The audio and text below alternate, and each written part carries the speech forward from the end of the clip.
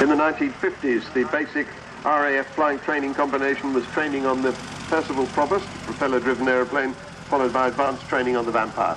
I remember it well. Dan Arnott. Very difficult manoeuvre to do. You get your hands and feet all crossed up, and the slower the roll, the harder it is to do. There's the knife edge.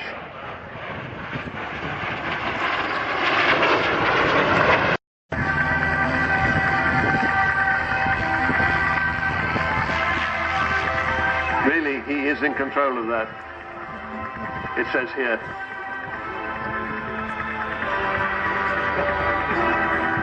An amazing little aeroplane, the Piper Cub. 14,125 civilian versions of this WT Piper in 1937. But it's so popular they started building them again in 1988. Oh, Brendan, don't do that. I was talking to him at supper last night. He promised he wouldn't do any of this stuff.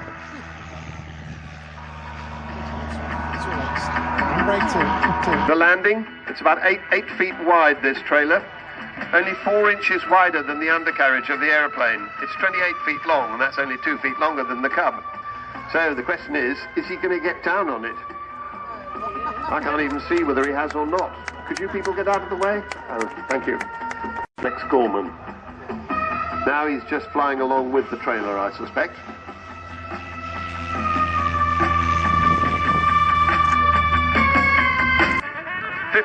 He's at 55 miles an hour,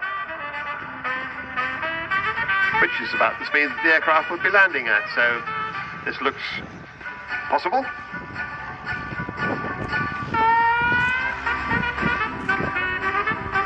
Disappeared behind the tent. More artillery heavy guns, and could easily direct 50 tons of high explosive shells per hour. So when you saw one of these aeroplanes during the war, you were likely in trouble.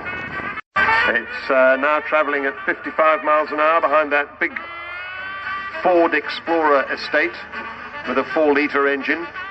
And there's Brendan sort of hovering above it. I think he's got the wheels on it, has he? He's got the wheels on it. Looks like it.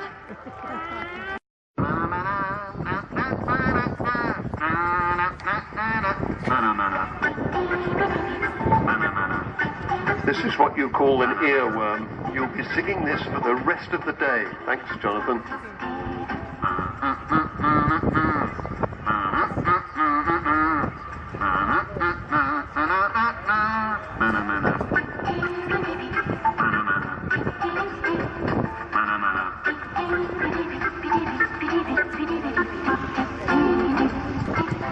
Well, I don't think this is going to be a takeoff. I think it's just a little taxi down the runway on your own runway. Clamps are off. The aeroplane is just sitting on the trailer. And there he is, airborne. Hooray! Well done, that man.